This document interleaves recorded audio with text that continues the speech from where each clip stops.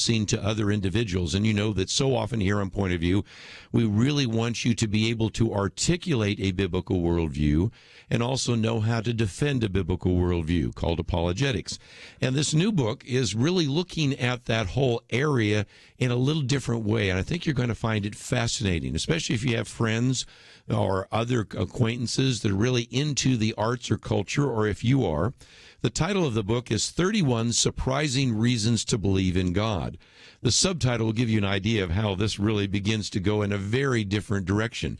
The subtitle is How Superheroes, Art, Environmentalism, and Science Point Towards Faith. You can kind of get the sense of what we're going to be talking about here today. The author is Dr. Rick Stedman. He is an author, a philosopher, and pastor. As a matter of fact, he founded the book, the church, the Adventure Christian Church in Roseville, California. He does love books, by the way, and has graduate degrees both in theology, philosophy, and ministry.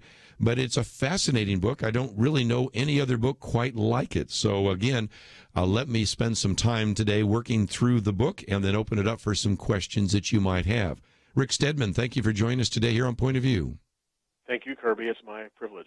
This is a fascinating book. It obviously shows that you know a little bit more about art and culture than the average person. And before we even get into the book, I think this might also be something you probably do in your church, that sometimes we don't know how to relate to culture, how to relate to the arts. We've had John Stonestreet on recently talking about his book, A Practical Guide to Culture. We occasionally get into some aspects of the arts and music and things of that nature. But you are honestly really make a case for the fact that because we have language, because we have beauty, because we have all sorts of issues that are of concern to us, that those are really, in a sense, almost unacknowledged arguments for the existence of God. Right. I mean, that's a great question, Kerby. I appreciate that. Bottom line for me, my interest is having really good conversations with people. And unfortunately, you know, a lot of folks who are sort of trained in apologetics, because apologetics literally means defense, well, we get sort of defensive, don't we? Sometimes we can even get argumentative. I'd much rather start and find common ground with someone. Yes. So I like to ask a question like, hey, you know, what really are you passionate about? What floats your boat? And there's so many things in our culture. I mean, people are into movies, they're into music, they're into art, they're against human trafficking, and we can go, actually, there's 31 of them in the book. Yes. That people can look at. And if we can find places of common ground first to talk about, I just think that's a really great place to start. We actually have a lot in common with skeptics, yes, agnostics, and atheists. But you wouldn't know it sometimes by how we talk with each other, right? That's for sure. You know, we had Tim Keller on. Tim Keller has written about some of this as well, and he sort of felt the need to sort of back up a little bit. I even noticed recently he was talking about the use of art in evangelism. But for people that are interested in the book, let me just mention we have a link to your website, a link to Harvest House. And, of course, if people look for this in their local bookstore, I suspect they'll be able to find it. But if not, we have a link there. And it has, as you mentioned, 31 different chapters, broken down into 5 parts, one on the ecstasy and the agony of beauty. We'll get into that. The yearnings for a better world, which gets us into things like human trafficking and cruelty to animals and whatever. Then part 3, shafts of glory. Then the miracle that is me, really kind of wondering about the self and free will and doubt and emotions. And then feeling homesick at home. So just a fascinating book. And again, you have pulled so much together. I just, again, want to say I don't really know of another book quite like it. And I just want to salute Harvest House for publishing the book with you. Well, I'm really honored by that. Thank you, Kerby. Let's get into a few of those. The issue of beauty, you know, and we'll have fun since it's the summer. Lots of superheroes, you know, Captain America, Superman in the past, although he's not in the new movies now, Spider-Man and the rest. But you say superhero and fantasy movies aren't just for kids, therefore God exists. And that really takes us into everything from C.S. Lewis and J.R.R. Tolkien, but talk about how that one, which is one of the things you mention in your subtitle, is another possible discussion point and argument for God. Yeah, Kerby, let me just back up if you don't mind and just can I tell a little story first before we get into that? Because I love superheroes and I love all that kind of stuff. Do you mind? So here's something that really happened in my corner of the world. I live in Northern California, and we're sort of in the Sierra Nevada foothills. And not too long ago, just a couple years ago, this couple were out walking their dog on their property, and the husband noticed this old tin can that was sort of poking up, and he thought, oh, great, somebody used our property for a trash dump years ago, and he started poking around with a stick, finally got the can out, and inside that can, it was filled with solid gold coins from the gold rush from the 1850s. They poked around. They eventually found about, I think, 8 cans, almost 1,500 coins, and it's been valued at $11 million. Well, people, I mean, that's astounding. People said, did you ever have any idea you were so wealthy? And, of course, they said no. And then people asked, well, did you have a clue, any clue that you had buried treasure on your property? And, you know, obviously some things we only know in hindsight, but they remarked, you know, in the big old oak tree right next to where that was buried, we had noticed years before that there was this old tin can that had been tied to a branch. But it was so long ago that the branch and the tree had actually grown around part of the tin can. But here's the amazing part, Kerby. They had the clue right in front of their eyes the whole time. Yes. I mean, it was hidden in plain sight. That was probably the prospector probably put it there or whatever, whoever buried it, so he could find the right tree that the treasure was buried by. But they had the clue the whole time. They just didn't know how to decipher it. And that just is exactly like our culture to me. I mean, that God, in my opinion, has hidden himself in plain sight. God is everywhere. As the Bible says, you know, his invisible qualities are reflected, you know, in nature and even in our very selves. So what I try to do, just like that couple saw that oddity in the tree, I like to look for oddities in our culture and dig deep into those, because those oddities are really what people are interested in. I mean, people today, superhero movies, you brought up the topic. Let me take a break, and then we'll come back to it, because you kind of set that up. And again, this is a fascinating introduction where, again, 1,427 coins estimated at $11 million. Wouldn't you like to dig in your backyard and come up with that amount of money in terms of silver coins? We'll come back and talk about that, because these are some of those, if you will, hidden treasures. These are some of the clues. Even he talks a little bit about this idea of double coding. We'll come back and get into some of that. It's all part of the book, 31 Surprising Reasons to Believe in God. It is written by Dr. Rick Stedman. He is the pastor of Adventure Christian Church in Roseville, California. We'll continue our conversation with him right after this.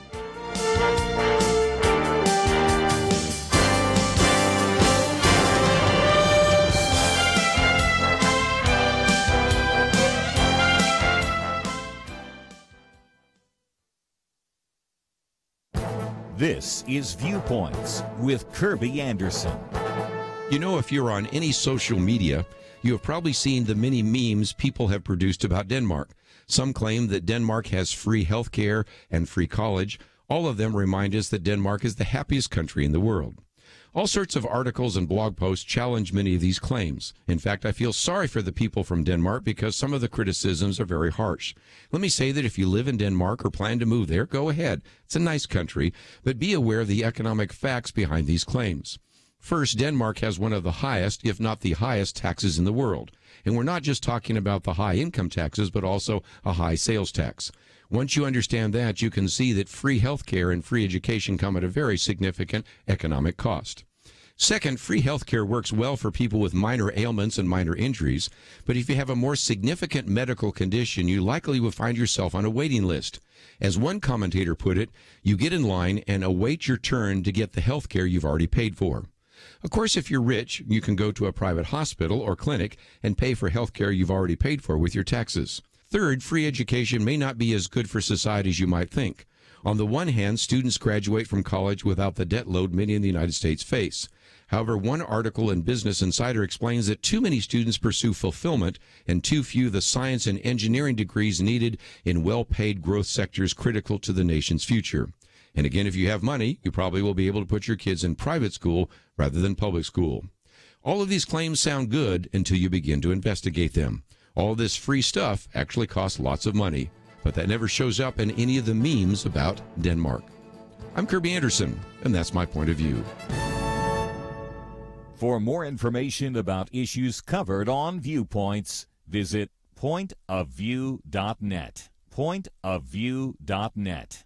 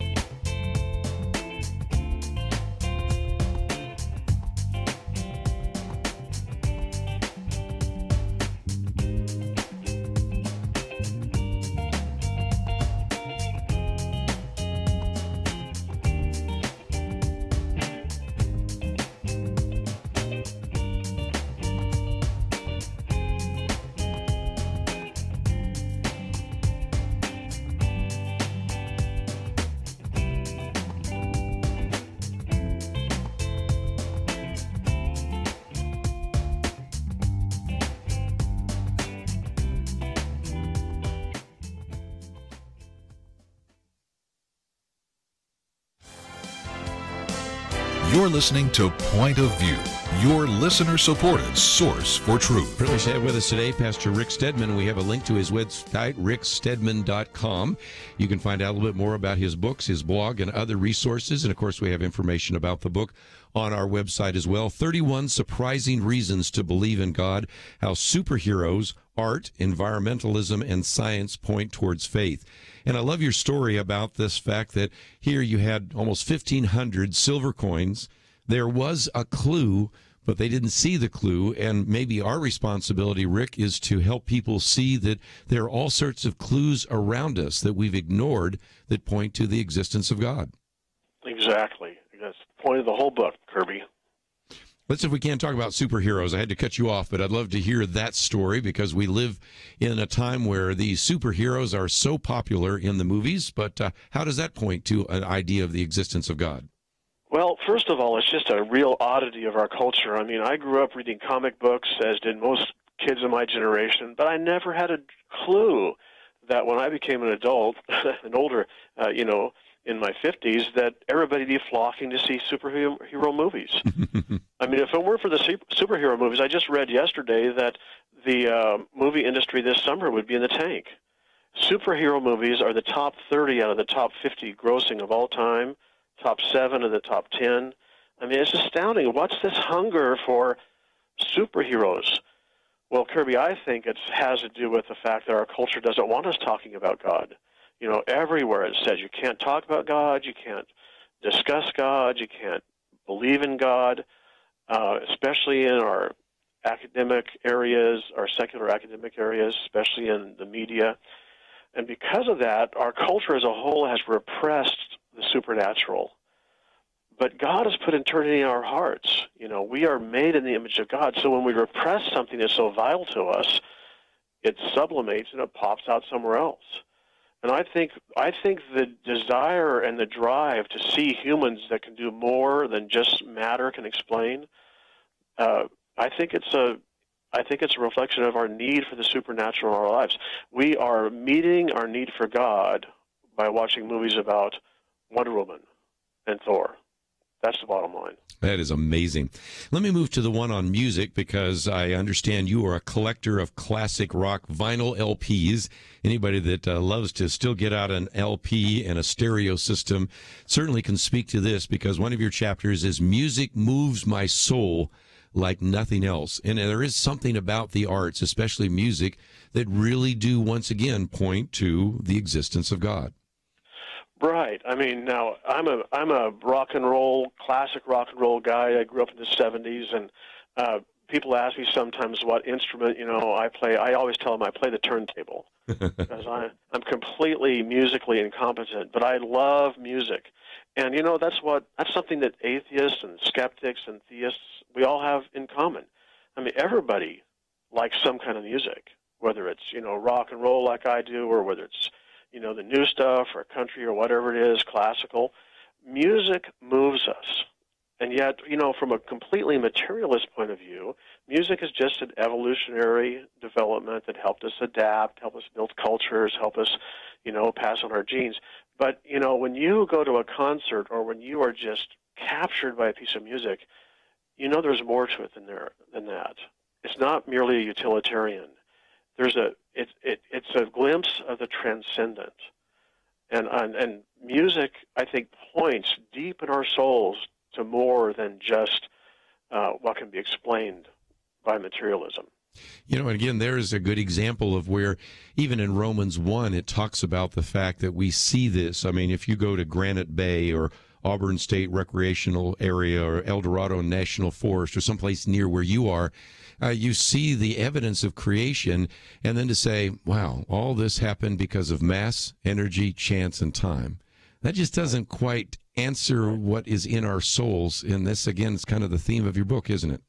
Right. You know, you're touching on beauty here, Kerby, and that is so important. I mean, what is beauty? Is beauty just in the eye of the beholder, or when we see something beautiful, are we touching a reality that reflects the very nature of God? I got a little test I'd like to ask people. So I'll ask you this, see what you say about it. You've heard before this statement, you know, if a tree falls in the forest and no one's there to hear it, does it make a sound? Well, most people say, of course it makes a sound. I mean, the vibrations, you know, emanate through the air, even though no one's there to hear it. Well, here's my question for you, Kerby. If a tree grows in a forest and no one is there to see it, can it still be called beautiful? I would say so, because our beauty is defined ultimately in the character of God. And so whether we're there to appreciate it or not, it still exists. Right. I mean, you don't have to see a sunset for the sunset to be beautiful. It's the same sunset. That's the point. I mean, whether we see it or not, it's the same. And and I think beauty, you hit it right, the nail on the head. The Bible talks about the beauty of the Lord. I remember that old Keith Green song, "Oh Lord, You're Beautiful," you know, and that there's a beauty to God that the creation, that a newborn baby, that everything we hold dear, it reflects not just our preferences and some utilitarian, you know, value, but it reflects, I think, the very being of God. Let's, if we can, look at the other side of that. And, of course, we won't look at all 31 chapters. Fascinating book. But we've talked about the positive. Let's talk about the negative, because part 2 talks about the yearnings for a better world. And, Rick, a lot of people would say, when I see beauty, when I see a newborn child, when I hear music, when I maybe read great literature, when I read God's Word, okay, I see beauty, I see the hand of God, I see the fingerprints of God. But when I see evil, that's really a troubling question. And it's, of course, the big question. If there's a good God and an all-loving God and an all-powerful God, why does evil exist in the world? Well, we'll set that aside. But you make the case, and I think it's a good one, that when we talk about, let's use human trafficking, since you mentioned that just a minute ago, chapter 8, is a vile evil that must be stopped, therefore God exists. The fact that we can see evil, the fact that we know there is evil, the fact that that's intuitive to us also is an argument for God, isn't it? Yeah. You know, our aversion and our hatred for human trafficking is common ground today between theists and atheists. It's some place we can stand together. Kerby, it doesn't matter what university you and I go to. We could go to a Christian university, we could go to a secular university. We could ask the students, you know, raise your hand if you are against human trafficking. Every hand will go up. You know, in our city, people volunteer for different anti-human trafficking organizations. They're both Christians and non-Christians. So this is a great, great spot we can find common ground, you know, to begin a discussion. But then to move it a little beyond, hey, we both just feel as strongly to, well, why? Why? Why do we have the Yes. right? Why do we have the right to say to another culture what you're doing is wrong? If evolution is correct and just brute materialism is correct, there is no God, there's no supernatural, then cultures are just an evolutionary product that develop, morals are just an evolutionary product that develop within cultures. And they have no more transcultural authority than tradition or language. You can't say one culture's language is better than another. And you really can't say one culture's morals are better than another. Yet we do that, don't we? Well, we certainly do. And again, when you talk about this idea of cultural relativity, cultural anthropology, postmodernism, you have your view of truth, I have my view of truth, or you have your ethics and I have my ethics. That only works so long before somebody confronts an evil like human trafficking, the Holocaust, apartheid, slavery, whatever it might be. So, again, a very powerful argument where you have lots of common ground. Find me a person who believes in human trafficking. They're probably a trafficker, but everybody else agrees with us, whether they are Christian or a non-Christian, a Republican, a Democrat, an independent. Right. Great common ground. So we need to take a break, and there is so much more to cover in the 31 Surprising Reasons to Believe in God. And as you've already picked up, it is a very unusual book, and it is a book that I think, first of all, would be very helpful for you in terms of evangelism, in terms of having some more tools in your evangelism toolbox, having more tools in your apologetics toolbox. But it's also a book I honestly believe you could hand to so many of your non-Christian friends who maybe are interested in some of these issues. All they have to do is dip into one or two of the chapters and they'll go, wow, never thought about that. That's a whole area of discussion that I didn't even know Christians were reacting to and speaking about. So let's take a break. We'll continue our conversation today with Dr. Rick Stedman. If you'd like to know more about him, we have a link to his website. If you'd like to get a copy of the book, it is published by Harvest House. Look for it in your local bookstore, but if you can't find it there, we have a link there as well to his blog and to his other books. And I hope that you'll take the time to visit the website, pointofview.net, and follow the links there as well. Let's take a break, and when we come back, we might open up the phones a little bit later. You might want to sit back and listen, but if you have a comment or a question, 1-800-351-1212. Dr. Rick Stedman with us. We'll continue our conversation with him right after this. A farmer will tell you that if you don't prepare the ground, if you never plant good seeds, don't expect a harvest. Weeds maybe, edible crop no. Achieving a positive result takes work and planning. If you're concerned about what's happening in our colleges, our marketplace, in the halls of government, let me ask, have you invested in pulling weeds and planting seeds? That's what the Truth Team at Point of View does. For decades, God has used this team to attack noxious mental weeds and to plant seeds of truth that have grown into changed lives. If you're already giving to this effort each month, we thank you. You share in the reward for what we harvest. If you're not, now is the time. $30, $65, $100. The more you invest on a regular basis, the more we'll reap together. Give online at pointofview.net or using the Point of View radio app, pointofview.net. Click at the top on Become a Monthly Partner or call 800-347-5151. 800-347-5151. Point of View will continue after this.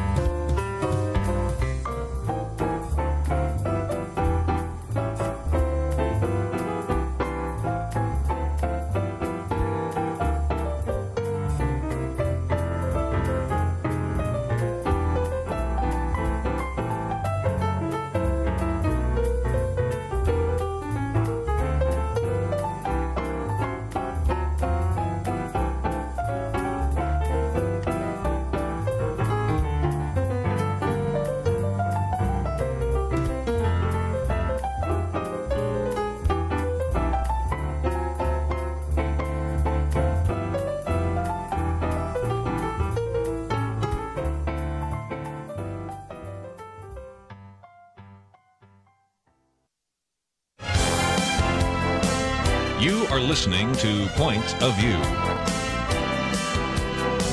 The opinions expressed on Point of View do not necessarily reflect the views of the management or staff of this station. And now, here again is Kerby Anderson. Continue our conversation today with Dr. Rick Stedman. His book is entitled 31 Surprising Reasons to Believe in God. It's published by Harvest House. And at the moment, Rick, we're looking at this chapter or that section on yearnings for a better world. And it kind of reminds me of when I became a Christian because of reading C.S. Lewis's Mere Christianity. One of the quotes there is, "If I find in myself desires which nothing in this world can satisfy, the only logical explanation is that I was made for another world." And there is a sense in which, whether we talk about music, art, beauty, whether we look at human trafficking or a variety of others we're going to look at in just a minute, the sense that we are looking for justice apart from us, the fact that we believe that there's beauty and it's more than just in the eye of the beholder, these arguments for transcendence, I think, are very powerful arguments for the existence of God. Thank you. I agree wholeheartedly. And C.S. Lewis was one of the ones that made that most plain, and I'm just trying to do it for a new generation, you might say. I think you've done a very good job, and again, I commend the book to individuals. One more maybe that I'll pick out of this particular chapter and section, and that is one that I appreciate you putting in here. I'm embarrassed by the bad behavior of believers, therefore God exists. Now, Rick, you know as well as I do, being a pastor and having been a Christian for some time, that one of the arguments I hear when I'm on college campuses or when I'm doing this program or I speak is, I just can't be a Christian because the church is just full of hypocrites. And sometimes I make a joke and say, well, then don't join a church because you just add one more to the flock. But that's all an attempt to say, look, we recognize that Jesus is the ideal. All Christians fall short of that ideal. And that's not a reason to not believe in Christianity, yet you document in that chapter that that's a reason many have rejected Christianity. But how does that idea point to the existence of God?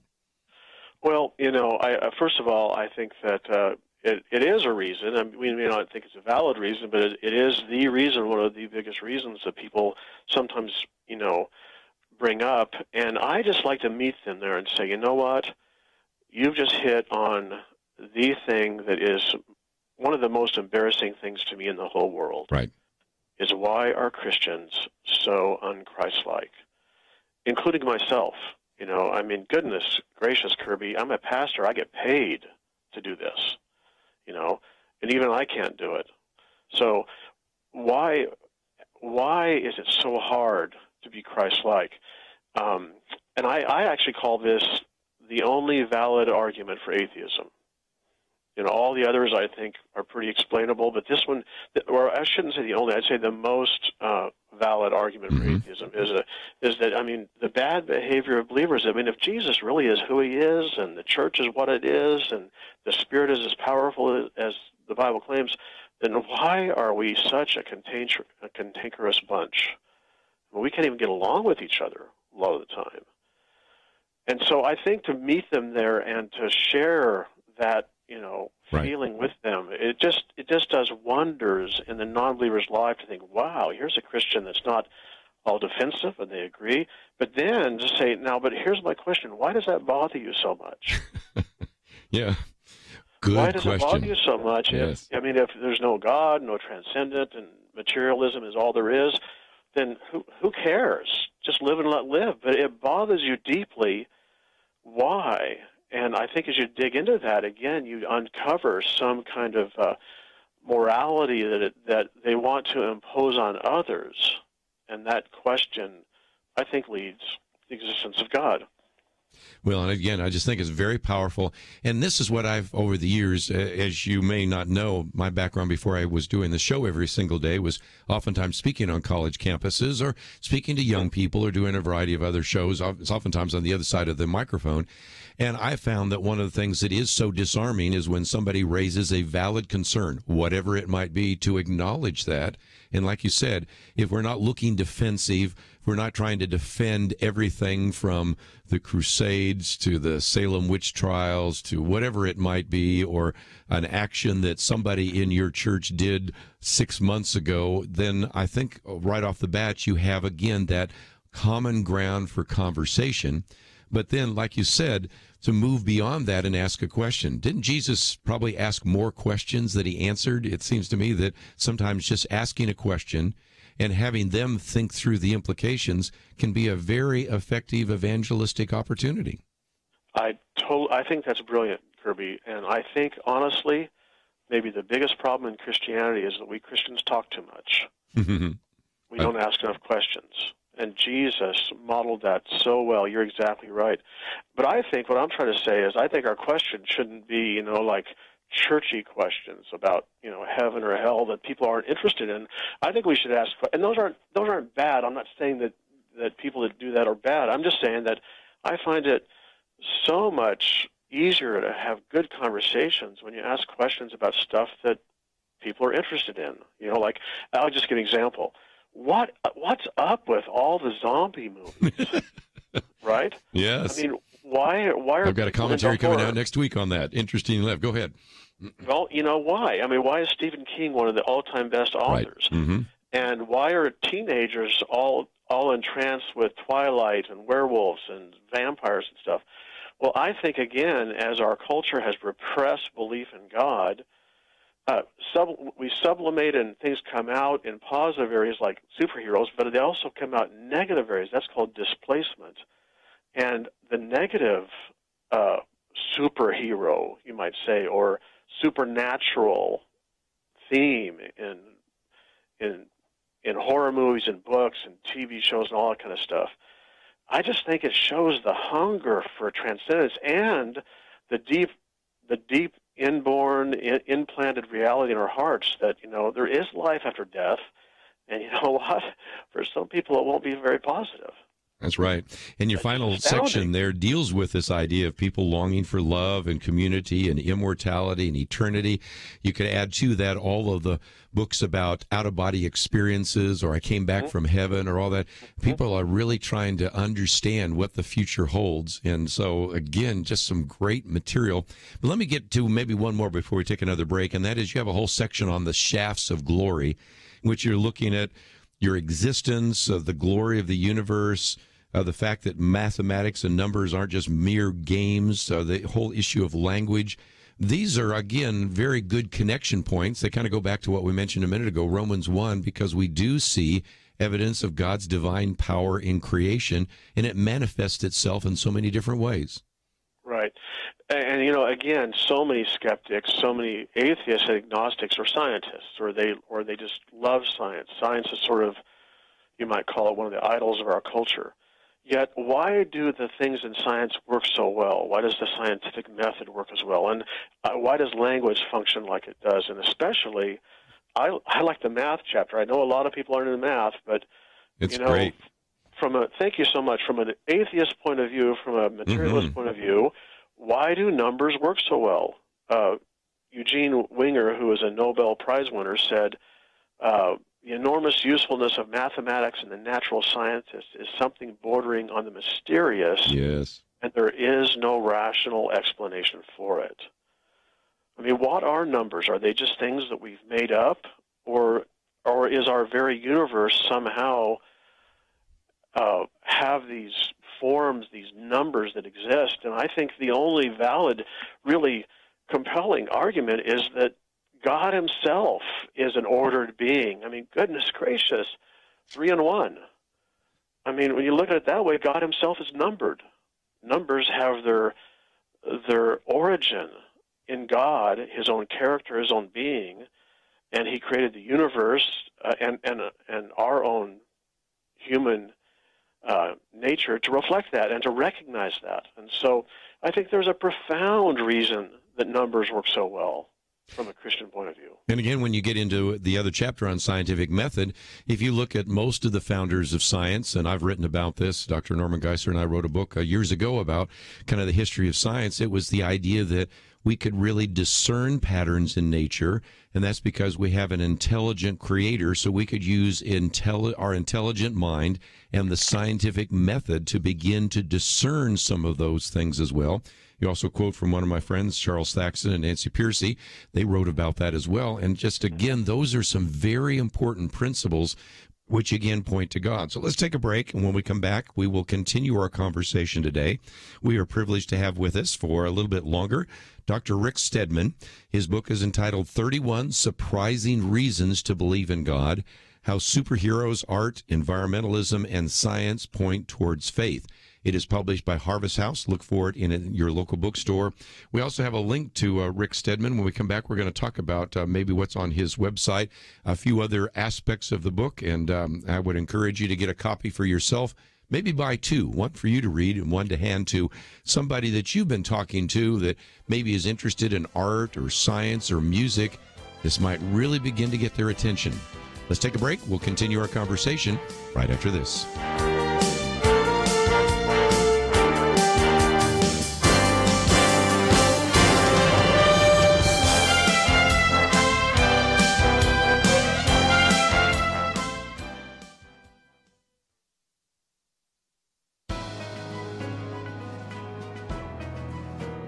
Welcome to the First Liberty Briefing. I'm Jeremy Dice. Not long ago, we examined Article 6 of the Constitution, which prohibits the application of a religious test for office.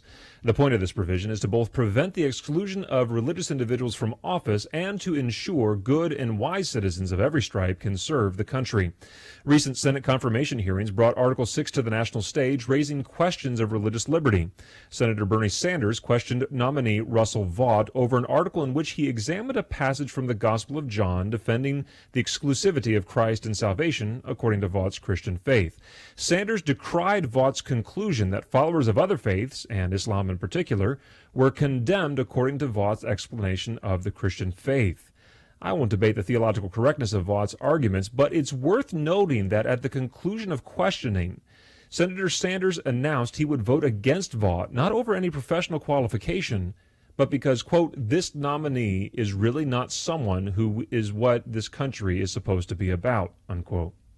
Senators can vote for or against executive nominees for nearly any reason, but for one to publicly question a nominee's religious faith, pronounce it disagreeable, and withhold his vote expressly because of the nominee's faith makes me wonder if, in fact, the senator from Vermont may have created a religious test for office in violation of the Constitution.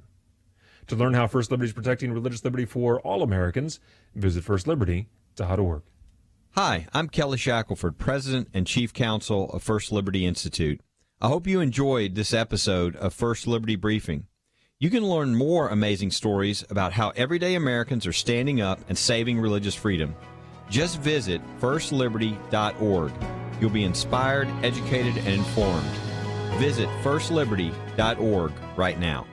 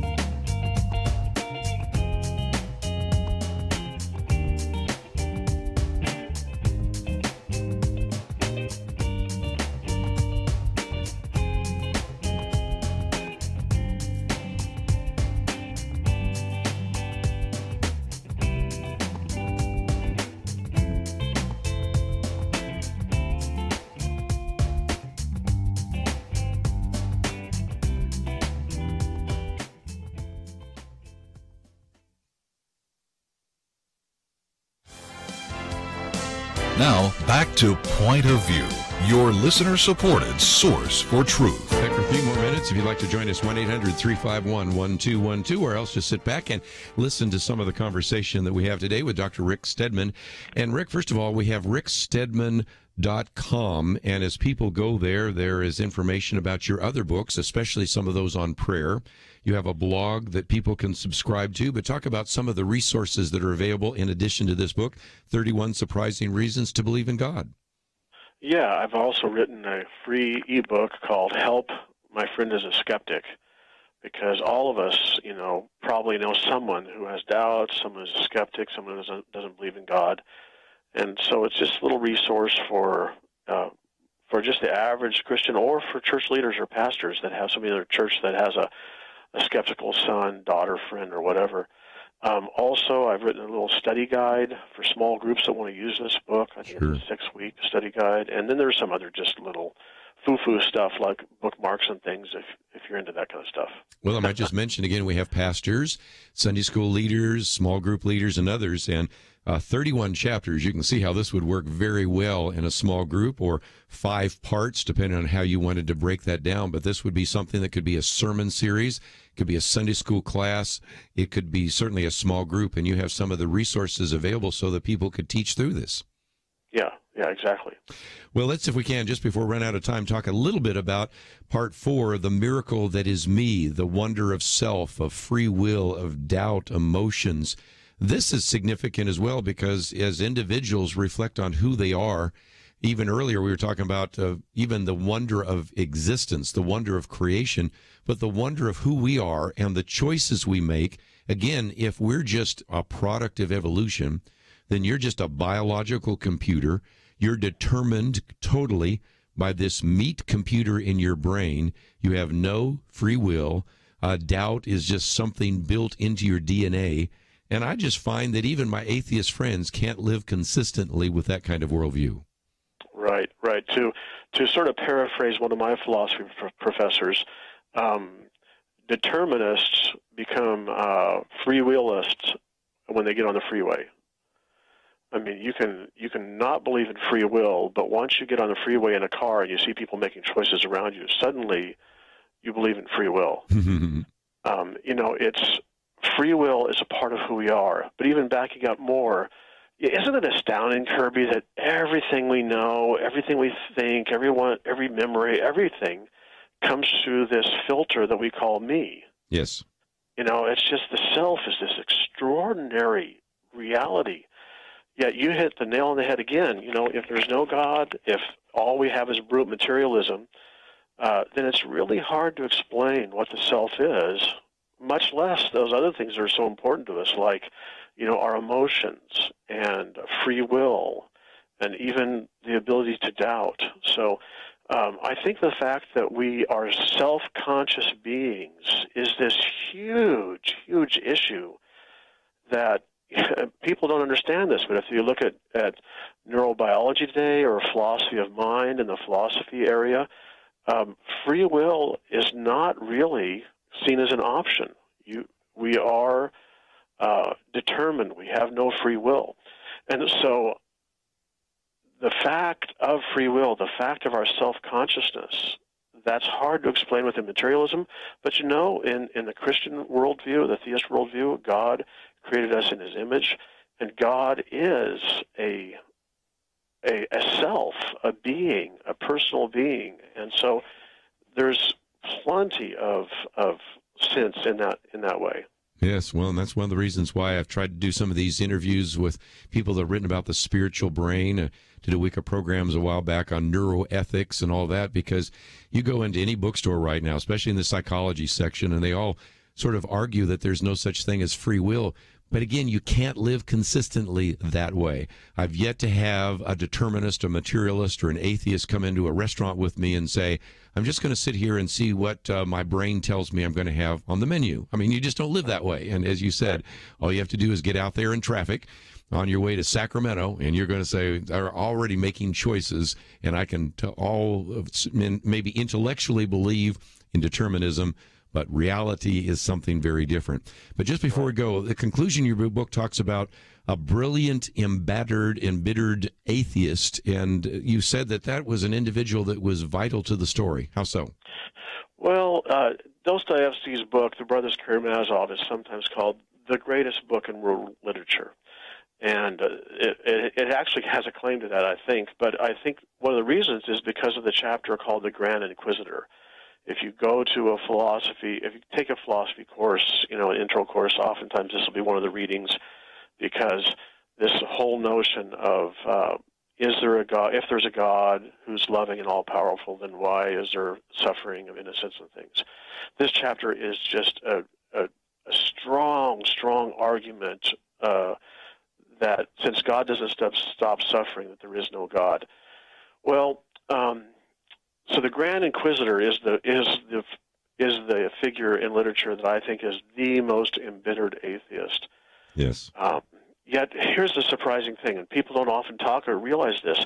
At the very end of that story, that Grand Inquisitor chapter, the prisoner who's going to be executed the next day by this Grand Inquisitor, rather than giving a response or a counter argument, he gets up and walks over and he gives the Grand Inquisitor a kiss. Yes. I just think it's brilliant. Bottom line, what changes human hearts? What changes the skeptic's heart? What opens an atheist into the possibility that, of belief? And I really do think in the end it comes down to love. I mean, the greatest of these is love. And the number one thing that we Christians need to do is not merely martial arguments or not get all our 31 chapters in a row or something like that, but it's to love these people undeservedly. And that's what melts the human heart in the end. When you've had Rodney Stark on this program, we've talked about some of the reason for the triumph of Christianity. And really it was that the Christians in those first few centuries were out loving everyone in the culture, and their leaders were out thinking. And again, to recognize that one of the things that led to the rise and, if you will, triumph of Christianity was that they outthought their culture, they outloved their culture. And again, you, I think, give us some great illustrations of that. Fascinating book. And Rick, I appreciate you spending some time with us today here on Point of View. Thank you for writing it. 31 Surprising Reasons to Believe in God, published by Harvest House. Of course, we have a link to Rick Stedman's website, and you can find that on our website, pointofview.net. So thank you for joining us today. Let's do it again sometime. Thank you. I would love to. We are coming to the end of the first hour, and if you've just joined us and you say, oh, I missed the first part of the interview, let me encourage you, first of all, to go to our website, pointofview.net. You can download a podcast, listen to it at your leisure, or you can go to our YouTube channel and watch it. Also, again, I think this is going to be a book that you may want to seriously consider getting for yourself, but also maybe getting it for somebody that you know that's interested in one of these areas, maybe art, culture, music, philosophy, science. Just a fascinating book. And for those of you that are in some position where you can teach, I would encourage you to consider whether or not you might want to get this book and the study guide that is available on his website, and think about teaching this as you begin to construct what maybe you'll be teaching in the fall. It could be a sermon series, it could be a Sunday school class, it could be a small group discussion. I think you're going to find it really helpful. And so again, it was one of those gems that I found, and I thought certainly during the summer, this is a time to highlight some books that I think very highly of, and this is certainly one that we wanted to put in your hands. All of the information we've talked about today available on our website, pointofview.net. If you've learned a little bit today, also would encourage you to click on that button that says donate. During the summer months, we need your financial support like ever before, and if you can help us out, we would greatly appreciate it. We'll come back and talk about fake science with Austin Ruse right after this.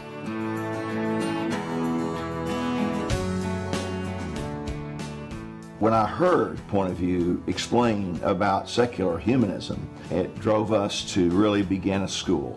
More than 30 years ago, Rodney Hare heard about a pressing need for the children of his community, and he took action, starting Liberty Christian School, that today provides excellence in academics and spiritual life to nearly 1,300 students and their families. Rodney knows without Point of View, that legacy would not exist. Without those of us that are able to really help substantially in giving sacrificially, Point of View will never be as strong as it could be. We cannot let anything happen to Point of View Radio. Giving sacrificially means something different to each of us, but each of us can do something.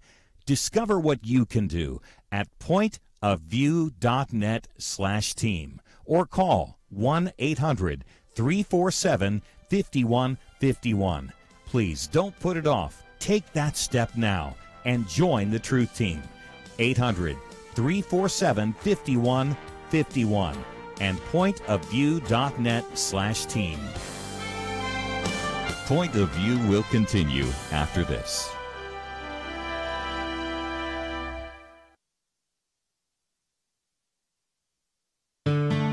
I just thank God for y'all. I listen to you every day, truly. I wanted to thank y'all for everything you do each day to inform Christian families and our community about the things we can do, and just the way you're so informative. I listen to you daily and love you guys and appreciate you so much. God bless you, Kerby, for keeping this show so on track and for the decades of wonderful help to this nation that Point of View has been. We're all big fans of your work, and we pray that God will just prosper it. As a Christian, over the years that I've followed this program, I am constantly challenged to be on guard and to evaluate what's going on. And if for no other reason, to protect the caliber and the truth of your programming, I need to participate and to back your program financially to ensure that the truth stays out there for people to hear, to view, and to be a part of.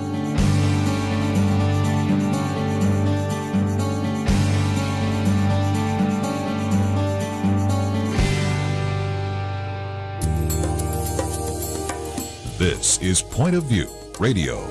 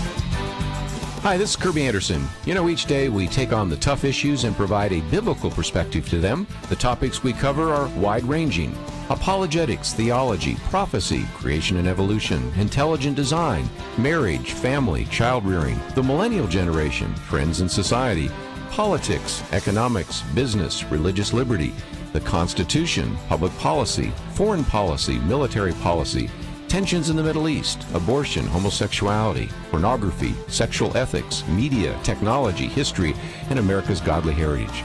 We talk about anything that affects your faith, your family, or your freedom. So don't go anywhere, because Point of View continues right now.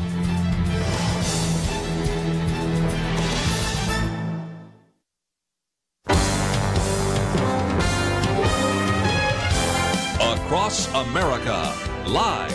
This is Point of View.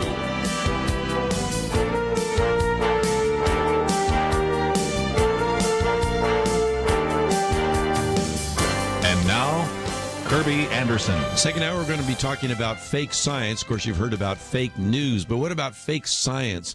In some cases, we have facts, figures, statistics that are manipulated or maybe massaged, or in some cases simply ignored on a variety of these issues. And this new book that is out, entitled Fake Science, Exposing the Left's Skewed Statistics, Fuzzy Facts, and Dodgy Data. It is published by Regnery, and it is written by Austin Ruse, who's been on the program with us before. He is the president of the Center for Family and Human Rights, individual that has held that office really since 2000. He has briefed members of the United States Senate and the United States House, also the White House and National Security Council, oftentimes on matters involving the United Nations. Has degrees in both journalism and political science from the University of Missouri, an honorary doctorate from Franciscan University of Steubenville. Austin Ruse, welcome back to Point of View. Thank you very much for having me. You know, this book gets into a lot of different issues. There are all sorts of facts and figures about sexuality, homosexuality, transgender issues, and the rest. There's a whole series of questions and statistics and things having to do with the environment, whether it's fracking or global warming. Of course, another issue that you speak on is the subject of abortion. So there is a lot to cover, because it turns out that you hear all these facts and figures, but one of the reasons you wrote that book is to help us understand that, just as we have talked about fake news, there seems to be, Austin, a lot of fake science out there. Well, there's an awful lot, and I argue that fake science is much more dangerous than even fake news. You know, fake news, can be ephemeral. Fake science can be kind of permanent. It can burrow into people's minds, and it's very hard to get it out there. So I would say that fake science is more dangerous than fake news. There's an unholy alliance between fake science and fake news, but fake science is very dangerous.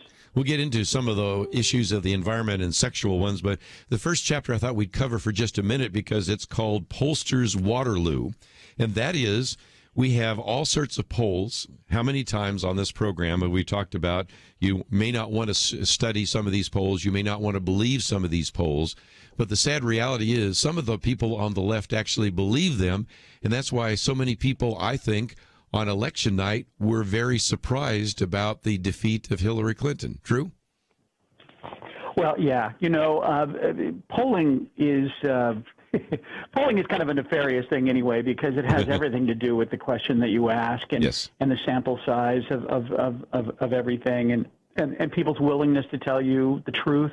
So, the national polls actually were fairly accurate. And that's what a lot of people don't understand is that, Hillary Clinton won the national vote, and that's what the polls said. But where those polls went dangerously wrong is in the states, that Hillary would win Michigan and Wisconsin and Pennsylvania and Ohio, and those were really wrong. And therefore it gave pundits the confidence to say that, right up to election night, that Hillary Clinton had a 97% chance of winning the presidency. We saw that melt away, and we saw the tears of many anchors that night, if not literally, But anyway. Well, I think it's a good point, because one of the things we're kind of trying to train individuals through, not only on this interview with you, but throughout the last couple of weeks of programs, is the need for us to have some level of discernment. And I think most people now, when they see these polls, say, well, I wonder how accurate they are. I wonder how good a sample it was. I wonder what kind of questions they were asking. So if that's true about polls, and I think most people now recognize that they're going to take some of the polls that they see with a little bit of a grain of salt, or maybe a whole bag of salt, when we get into some of these other issues, that is homosexuality. Let's focus on that one for a few minutes. That individuals are born that way, that there are all sorts of facts and figures that suggest that 10% of America's population are homosexual. Those facts and figures are not correct, and there's a need for us to understand those as well, because those drive some of the policies, don't they? Yeah, absolutely. You know, one of the two big arguments and assertions made, fully backed by quote-unquote science, heading into the Obergefell decision, was that, you know, that homosexuals are everywhere. You know, and one of the numbers that's always been touted is that 10% number, that 10% of the population is gay. This was made up out of thin air, mostly out of thin air, by a gay activist who was about to go into a meeting with in President Carter's White House. He based it on a phony number out of Alfred Kinsey's 1940s study, which was deeply flawed and in some cases even criminal. But even Kinsey didn't say 10%. So the guy made it up. So what's the real number? Well, the real number is 1.6%, according to the Center for Disease Control, which is about 4 million adults in America self-identify as gay. But that 10% number has actually transmogrified. According to Gallup, Americans believe 20% of the population is gay. Millennials believe 25% are gay. So these numbers have a way of sort of lodging in people's minds. But there are many other aspects of the homosexual debate that are also just as phony.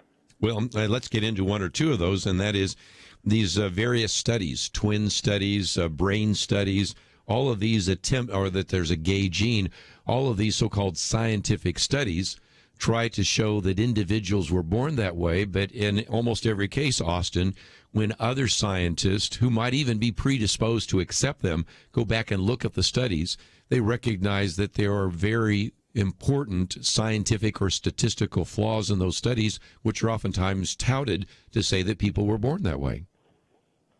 Well, yeah, born that way was a very important talking point of the gay lobby heading into Obergefell. Born that way and also immutable, that is to say unchangeable.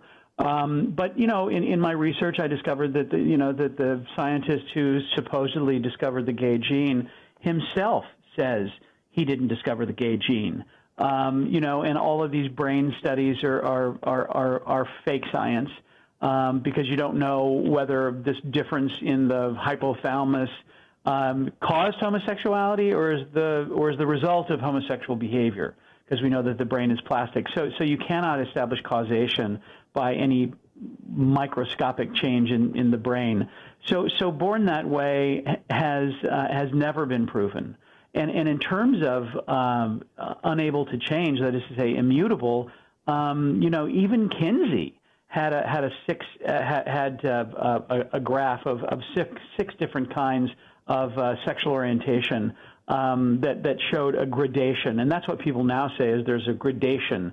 There's a continuum from 100% homosexual to 100% heterosexual and gradations in between. So even they admit that that sexual attraction is plastic and changeable. And we say that for gay people, but I mean, I think that even that is phony. But we do know that people can change because we all know ex-gays. Yes. So anyway, so born that way and unchangeable were very important, but fake science.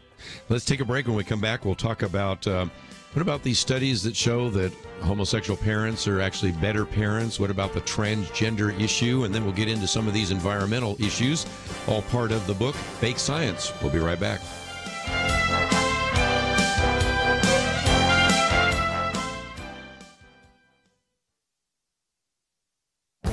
This is Viewpoints with Kerby Anderson. You know, if you're on any social media, you have probably seen the many memes people have produced about Denmark. Some claim that Denmark has free health care and free college. All of them remind us that Denmark is the happiest country in the world. All sorts of articles and blog posts challenge many of these claims. In fact, I feel sorry for the people from Denmark because some of the criticisms are very harsh. Let me say that if you live in Denmark or plan to move there, go ahead. It's a nice country, but be aware of the economic facts behind these claims. First, Denmark has one of the highest, if not the highest, taxes in the world. And we're not just talking about the high income taxes, but also a high sales tax. Once you understand that, you can see that free health care and free education come at a very significant economic cost. Second, free health care works well for people with minor ailments and minor injuries, but if you have a more significant medical condition, you likely will find yourself on a waiting list. As one commentator put it, you get in line and await your turn to get the health care you've already paid for. Of course, if you're rich, you can go to a private hospital or clinic and pay for health care you've already paid for with your taxes. Third, free education may not be as good for society as you might think. On the one hand, students graduate from college without the debt load many in the United States face. However, one article in Business Insider explains that too many students pursue fulfillment and too few the science and engineering degrees needed in well-paid growth sectors critical to the nation's future. And again, if you have money, you probably will be able to put your kids in private school rather than public school. All of these claims sound good until you begin to investigate them. All of this free stuff actually costs lots of money, but that never shows up in any of the memes about Denmark. I'm Kerby Anderson, and that's my point of view. For more information about issues covered on Viewpoints, visit pointofview.net. Pointofview.net.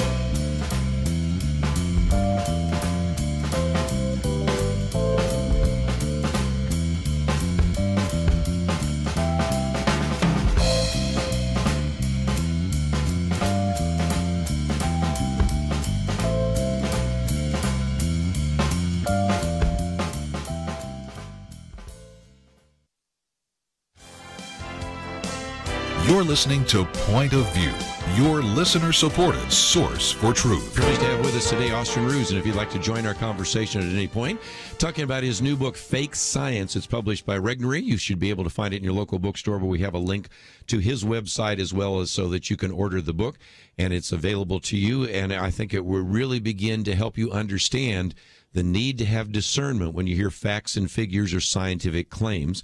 The moment we're talking about the issue of human sexuality, a little bit later we'll get into the environmental issues and others, because so many different chapters in this book address very important topics.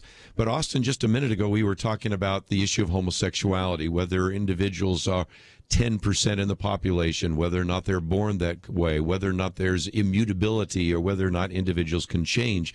But if I could jump ahead to another chapter that relates, we've seen a lot of evidence coming down arguing that there's really no difference in a child being raised in a home with two heterosexual parents, a mother and a father, or those raised in a homosexual household where you have two mothers or two fathers. And yet there have been a number of social scientists, in particular, I think of Mark Regnerus at the University of Texas, but you also mentioned Paul Sullins at Catholic University, that have really begun to go back and look at those studies that argue either that there is really no difference, or there was even one study that suggested, you can't even say this with a straight face, that lesbian mothers actually are better parents than heterosexual parents are. What did you find in looking at that research? I'm reminded of something that Woody Allen said. He said, I barely survived one mother, let alone two. You know, all of the social science data going back, you know, decades shows that the gold standard for a child is being raised in the home of his married mother and father. Anything else exposes the child to difficulties, sometimes great difficulties. And this includes, even being raised by a widow, single parenthood. And therefore, there is absolutely no credible study that shows that two men can be a mother and a father, or two women can be a mother and a father. Now, there are many studies that say that, and you'll find online that there are 80 studies that show that children, can be successfully raised by two men or two women. But all of those studies are flawed. They're either convenience samples, people drawn from a bulletin board, in gay clubs, or they're too small of a sample to project. And I'll get to that back to that in a second. Okay. Or that so they're not random, they're convenience, or they're not longitudinal. That is to say, they don't cover the child for his or her life or a good period of time. It's just like a snapshot. And many of them are interviews with the parents. How is your child doing? Oh, he's doing great. How's he doing as the child of same-sex parents? Oh, he's doing great. And so all of these studies are phony. Now, Regnerus tried to do a study that looked specifically at, first of all, the gold standard notion, but also, single parenthood and divorce and things like that. And the problem that he ran into was sample size of same-sex couples raising children. It is not a common thing. Therefore, it's hard to find a large enough sample size. So that was the problem that he ran into, and they slaughtered him for it. And Paul Sullins has done this kind of research, looking at the national data set, and found that children raised by same-sex couples for any length of time have a greater chance of being obese, a greater chance of getting bad grades, a greater chance of running into drugs and alcohol and criminal behavior. So, but the gays will raise an alarm, and say, how, this is homophobic. How dare you say this? But we say this holds true for anything other than man-woman marriage, biological mother and a father. Anything else, it's not just two men. It can be anything else exposes the child to various gradations of harm. And again, I might just mention, for some people saying, well, I'd like to read these studies for myself, and that's fine. You've got 43 pages of footnotes, of endnotes here, so that people can find those studies, read them for themselves. And I again say that any fair-minded individual looking at those studies will come to the same conclusion. And the fact that so often when you do begin to get into some of this, you have, I can take Professor Regnerus as a good example. I mean, they had to do all sorts of reviews, because when you come to a conclusion that's not, quote, politically correct, I got air quotes here, then all sorts of various things come crashing down on your head. And that's why eventually you start hearing them simply throwing out the epithets. It's homophobic, it's intolerant, it's whatever. Because if you really get into the data, you see that that is the case. But just before we leave that chapter, you've also got a section there on divorce. And you quote from Barbara Dayfode Whitehead. She's been on the program with us before. More recently, Diane Medved had an update in her book on divorce. And once again, we can recognize that there has been an attempt to say that divorce is good. Now, you talk to people that are going through a divorce, and they'll say, no, it's not. And it's certainly very painful, and it's not helpful to our children. But again, there's a need for us in this chapter on the grand experiment on children to tell the truth and to understand some of the consequences of these kinds of actions that people take. The divorce culture is one of the great big lies of the last 60 years. It began in the 60s, and Ronald Reagan signed the first no-fault divorce bill, and now it's in every state. And adults convinced themselves that they needed to be happy, and therefore, if there was any unhappiness in their marriage, then they would, break the marriage and go find happiness someplace else, and it would be a happy divorce. for the children. The children would have, 2 sets of presents on Christmas and 2 homes to go to. And every bit of the social science data since the 1960s show that this grand experiment on children has been an utter failure. One of the books that I cite in my book is the work of Mary Eberstadt, who, wrote a book called Home Alone America, and went and listened to the pop music of a decade ago, and she said it's one long primal scream of children who lament their missing fathers, even from all of the pop stars. And she said all you have to do is listen to the words, and you hear this cry of, where's my father? And today it's 70% of black kids are being raised in homes without fathers. White kids are closing in on that number, and it's a disaster. It's a disaster for kids. It's a disaster for moms and dads.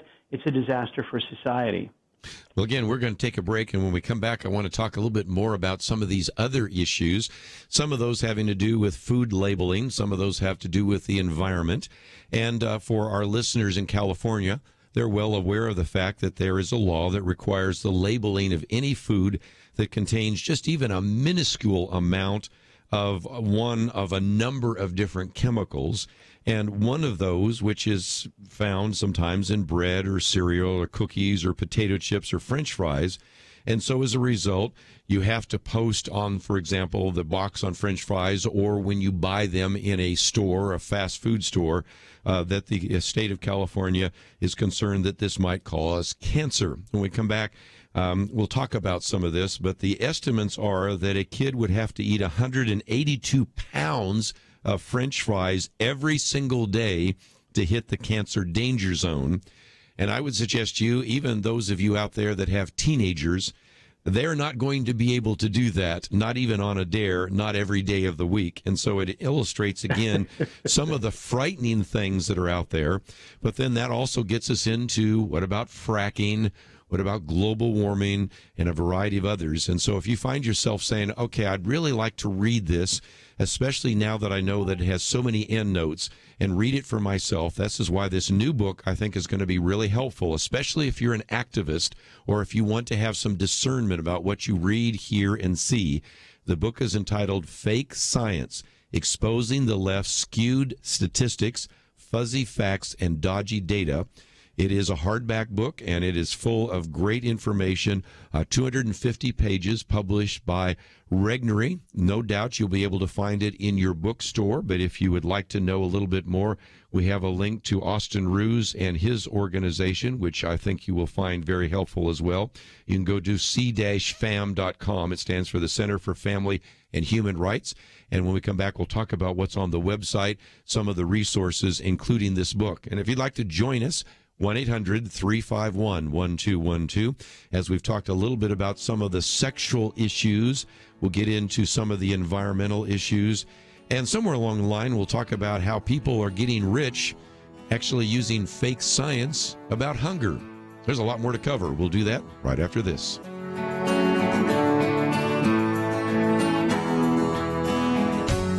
There are those who listen to Point of View while they're driving, and some can listen at home or at work. But here's the question: where do you go where you cannot listen to Point of View?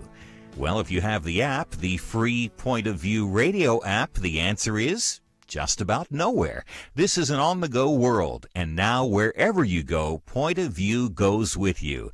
Visit the Apple or Google Play Store and download the free Point of View app. You can listen and watch the program live or play it again later.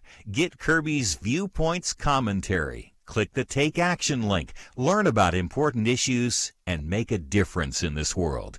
You can also read articles, find a local radio station, easily contact us with your comments or questions. Don't leave home or the office or anywhere else without Point of View. Again, visit the Apple or Google Play Store today and get the app, the free Point of View radio app. Oh, and one more thing, if you like it, click that little button that says Donate Now and join the team. Point of View and the Point of View app, with you on the go. Point of View will continue after this.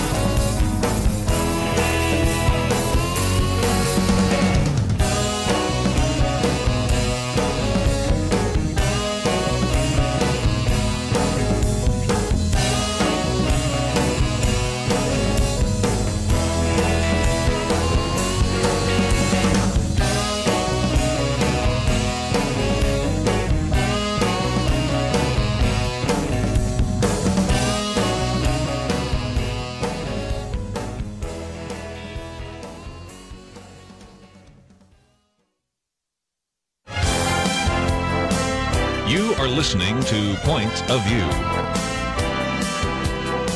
The opinions expressed on Point of View do not necessarily reflect the views of the management or staff of this station. And now, here again is Kerby Anderson. If you'd like to join our conversation, 1-800-351-1212. Privileged to have with us today Austin Ruse, and he is with the Center for Family and Human Rights. We have a link to that on our website. You can go to c-fam.com, c-fam.org. But let's, if we can, for just a minute, Austin, talk about what's available at your website, because not only is this book some of the work that you've done, but over the years at the Center for Family and Human Rights, you've educated us about what's been going on in the United Nations. But what will people find when they land at your website? Well, they'll find the truth about the UN. We have been working at the UN now since 1997. We're coming up on our 20th anniversary, and we have helped good delegations negotiate dozens and dozens of documents and contributed to the fight and the reality that there's no international right to abortion or redefinition of the family. So what people will find there is a lot of research about what's really going on at the UN on population control and the spread of UN-style family planning and international law and human rights. And we have a weekly report called the Friday Facts, which reports on breaking news at the UN. So it's a very meaty website. Well, again, lots of great resources there, and we've called upon you in the past, especially with some of these UN conferences and the rest. But before we went to the break, I talked about in Chapter 7, 182 pounds of French fries. I don't know anybody's eaten that much, but I think it illustrates a bigger problem, and that is in some states, we'll use California since that's the one we used, whether it's the French fries or I just noticed recently warning labels sometimes on cocoa or anything else. I am a firm believer in providing protection and warning people about potential dangers. But I think the argument that you make, and it's a very good argument in this particular chapter about this and many others, is this overreaction to anything that could be considered to be dangerous or carcinogen.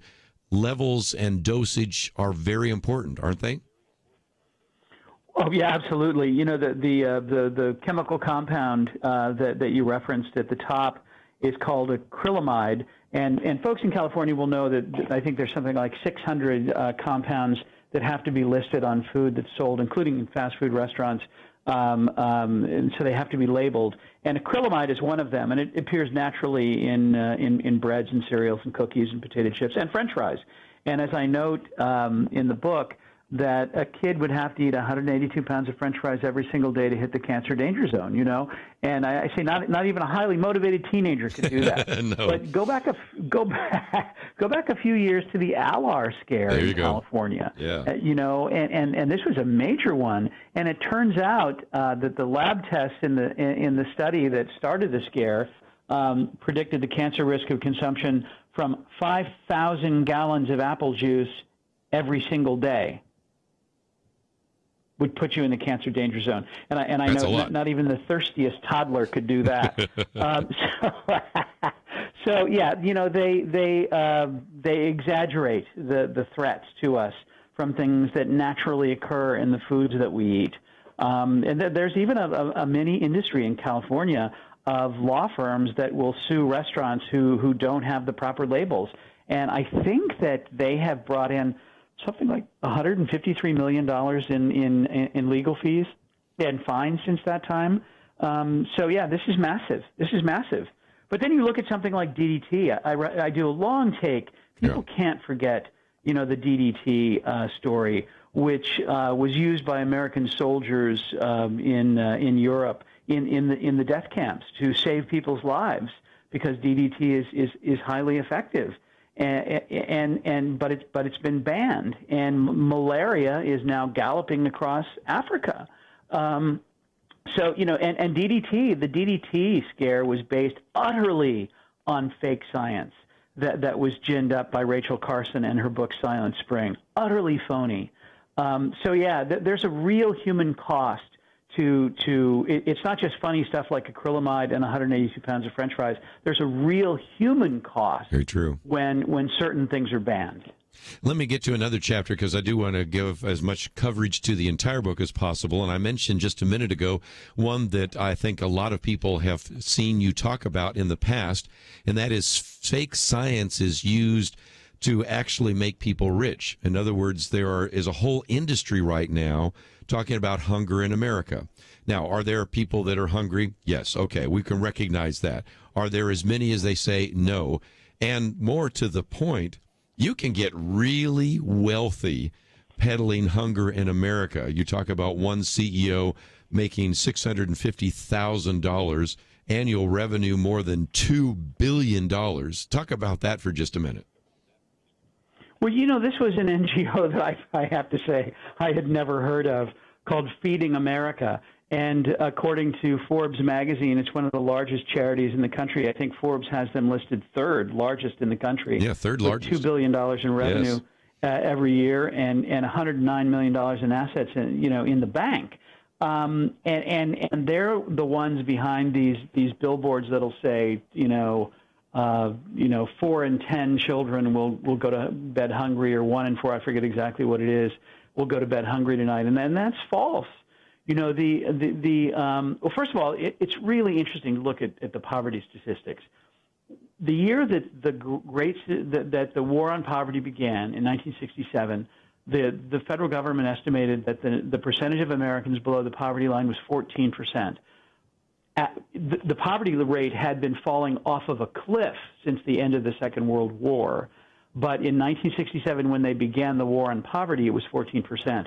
Here we are many years later. We've spent something like $22 trillion to alleviate poverty, and the poverty rate now is 14%. Mm-hmm. 14%.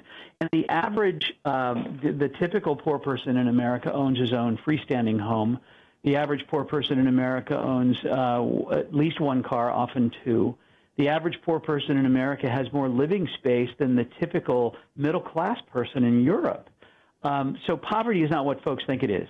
Now, on hunger, they have changed the definition of hunger from hunger, that is to say being hungry, to what they call low food security. And what that means is that at the end of the month, somebody may worry they don't have enough money in their budget to feed themselves or their families. Now, there is an answer to that. And, well, first of all, there are 30,000 food pantries scattered around the United States.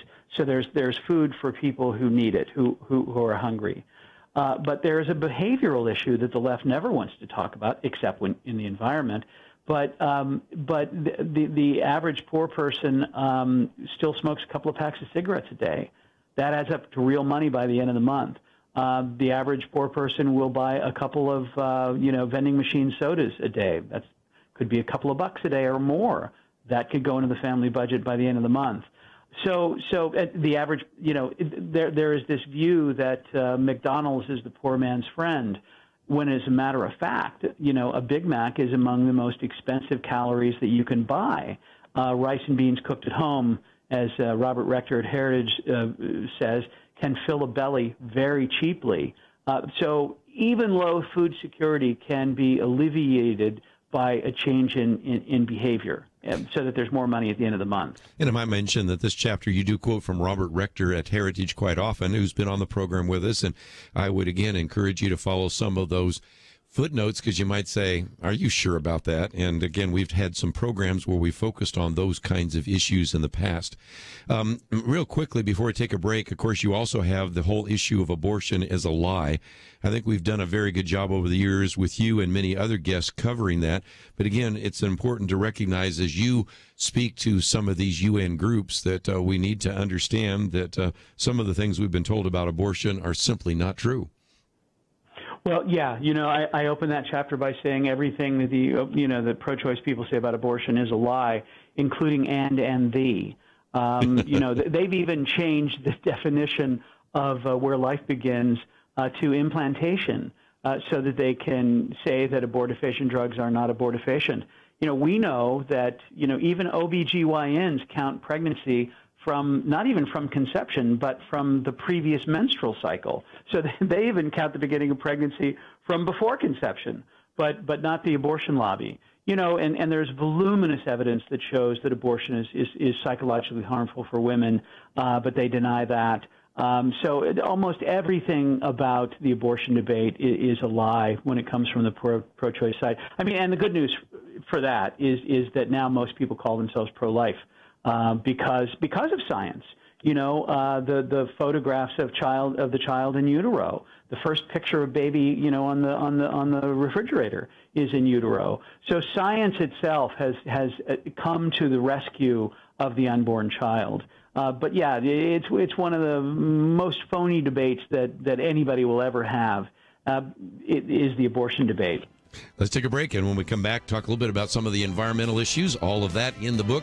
Fake Science. More coming up right after this.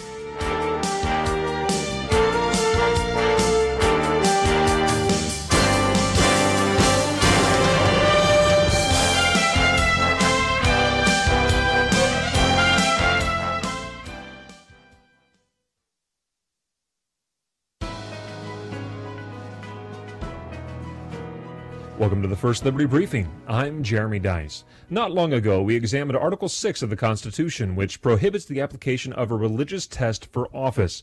The point of this provision is to both prevent the exclusion of religious individuals from office and to ensure good and wise citizens of every stripe can serve the country. Recent Senate confirmation hearings brought Article 6 to the national stage, raising questions of religious liberty. Senator Bernie Sanders questioned nominee Russell Vought over an article in which he examined a passage from the Gospel of John defending the exclusivity of Christ in salvation according to Vaught's Christian faith. Sanders decried Vaught's conclusion that followers of other faiths, and Islam in particular, were condemned according to Vaught's explanation of the Christian faith.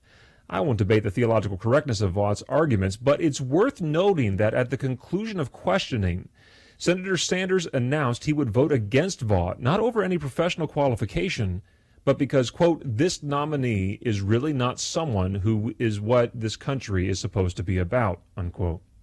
Senators can vote for or against executive nominees for nearly any reason, but for one to publicly question a nominee's religious faith, pronounce it disagreeable, and withhold his vote expressly because of the nominee's faith makes me wonder if, in fact, the senator from Vermont may have created a religious test for office in violation of the Constitution.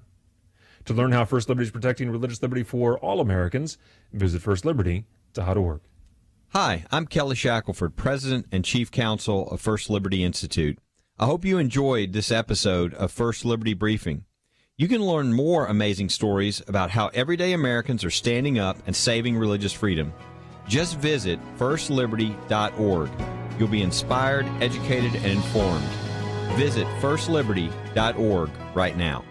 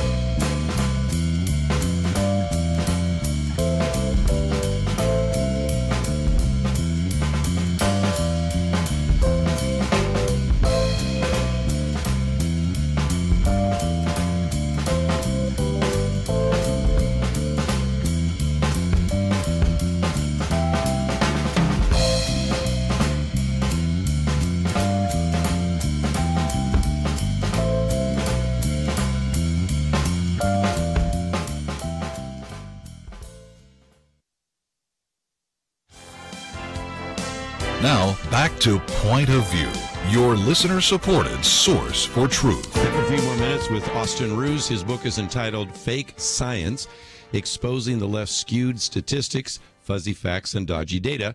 It's published by Regnery. Look for it in your local bookstore. Of course, we also have a link to his website as well with the Center for Family and Human Rights. The big one on the environmental issue is global warming. Now, you've got a really provocative title there that says global warming is real and it's a good thing. You might explain. That's a snappy title, isn't it? Yes, I'm sure that got everybody's attention. Well, there's really not much dispute that since the end of the Little Ice Age, I'll repeat that, Little Ice Age, in 1870, that the temperature of the Earth has increased, and naturally so. It's what happens after an ice age. It's increased about 1.5 Fahrenheit since that time. So global warming is true, but there's a distinction, as I say in the book, between global warming and the global warming scam. And the global warming scam is that we're certain that it's man-made, though we're not certain, and that there's going to be catastrophe to follow, which hasn't happened. I mean, good golly, we're supposed to be out of polar bears by now. And we know from the Polar Bear Society that there are as many today as there was 20 years ago. So, Europe is supposed to be underwater. Manhattan is supposed to be underwater. They send these ships. I write about this in the book. They send these ships up to the North Pole to measure the melting of the ice cap, and these ships become frozen in water and have to be rescued. So, it's like the global warming scam is a very serious problem, and and one of the great things that Trump did was withdraw us from the Paris climate accords. I don't know where he's at on climate change, quote unquote, but he was certainly right to pull us out of that. So and the other thing that they say is that the science is settled, and I say in the book that there's nothing less scientific than the science is settled. The science is settled actually means that they want guys like you and me to shut up and sit down. That's what that means. Again, global warming is used oftentimes to promote all sorts of United Nations, one world government types of programs.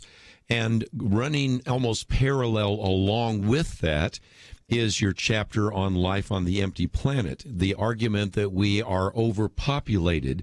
And so that is used to justify everything from abortion to very aggressive kinds of contraception and sterilization and the rest. So talk about the kind of the long-term implications. As a person who has been to United Nations conferences and lived to tell about it and survived all the incredible rhetoric and claims that are there, what does that mean in terms of some of this? Because there are people that listen and say, well, it doesn't really matter whether you believe the world's overpopulated or not. It doesn't really matter whether you believe in climate change. But there are very real policy implications to all of this, aren't there? Well, yeah, absolutely. I mean, and the policy implications, for instance, of global warming is a very serious shackling of our economy. Jerry Brown's going to institute the Paris Climate Accords on his state, and they're going to lose even more jobs to Texas. But on population, on overpopulation, I mean, that has been shown to be abundantly false from the very beginning of the population explosion assertions made by Paul Ehrlich. People can, here's what I say in the book. The next time you're on a plane, get a window seat at 35,000 feet, look down, and you're going to see a largely empty planet. I mean, even in a populous country like the United States, there's even more so when you fly at night, because you look down and here's a light there, and there's a light there, and hardly any. So empirically, with our own eyes, we can see that the world is not overpopulated. But the policy implications of that are immense because, there has been a real human cost in some of these crazy population programs. Imposing, they've had these massive sterilizations in India and other places where people have died. So, and the result of all this is now what we call demographic winter, and aging of the population, and very serious strains put on national budgets. So yes, these theories from fake science have very real consequences, and folks need to be armed to talk to their government leaders, to talk to their neighbors, to talk to their kids home from college. And again, as you point out, 20 years ago, the demographers at the UN headquarters did not know how low fertility can go. We still don't know, but we're about to find out, and it doesn't look pretty. You can go to certain places in Europe right now where there is nowhere near a replacement level for fertility, where whole towns are almost being abandoned. Mark Stein talks about how in some cases they have to refit the sewer system because they were built with the assumption there would be more individuals living in these towns, flushing their toilets or using showers. And they almost have to refurbish everything because it does look like, as you point out, a demographic winter because we've pushed so hard and for so long that we are overpopulating the planet, that you can go to a lot of these modern industrialized countries and the population is just collapsing in on itself, isn't it? Well, yeah, absolutely. It is reported that in some of the abandoned villages in Germany that wolves have reappeared. There's some very disturbing things that are happening out there. Japan, became the first country now 20 years ago to have more people over the age of 65 than under the age of 15. And this has profound implications. They are closing towns in Japan. My colleagues at CFAM did a book some years ago on the effect on geopolitics of population decline and looked at Russia, China, India, the United States, the European Union, and it's bad news in terms of being able to exert your influence geopolitically. It's bad news for everybody except for the United States and India. But even the United States is following down that road. I think that we have fallen below replacement. Yes, we have. So yeah, they're very profound. They're very profound problems.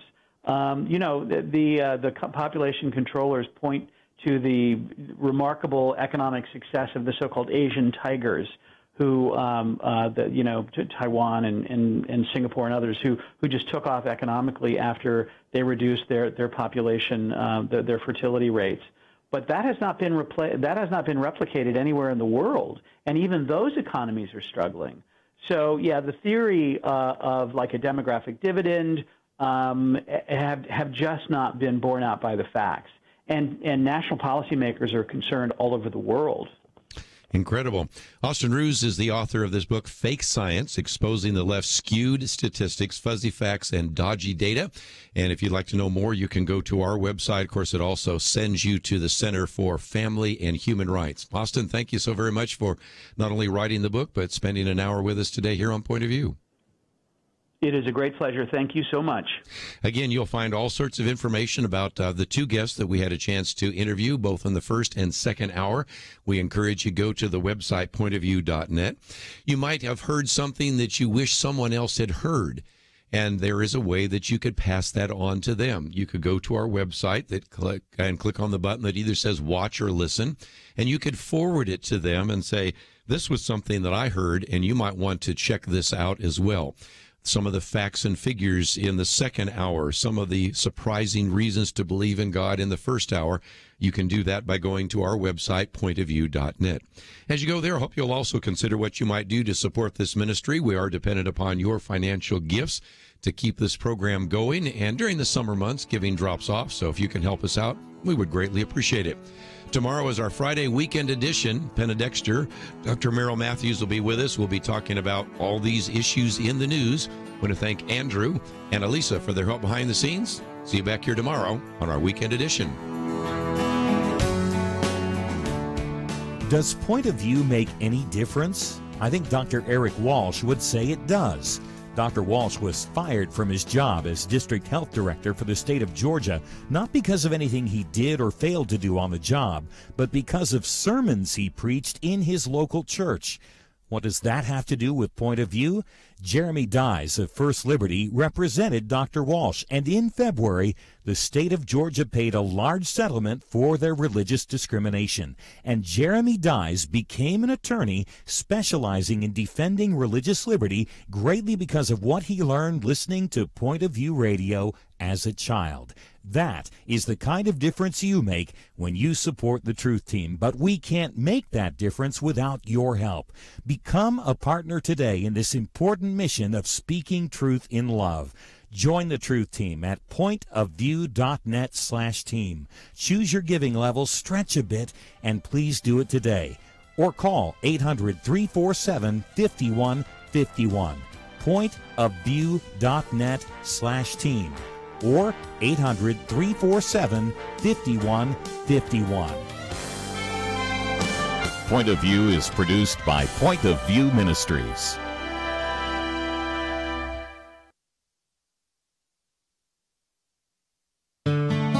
I just thank God for y'all. I listen to you every day, truly. I wanted to thank y'all for everything you do each day to inform Christian families and our community about the things we can do, and just the way you're so informative. I listen to you daily and love you guys and appreciate you so much.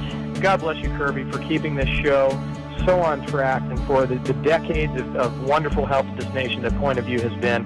We're all big fans of your work, and we pray that God will just prosper it. As a Christian, over the years that I've followed this program, I am constantly challenged to be on guard and to evaluate what's going on. And if for no other reason, to protect the caliber and the truth of your programming, I need to participate and to back your program financially to ensure that the truth stays out there for people to hear, to view, and to be a part of.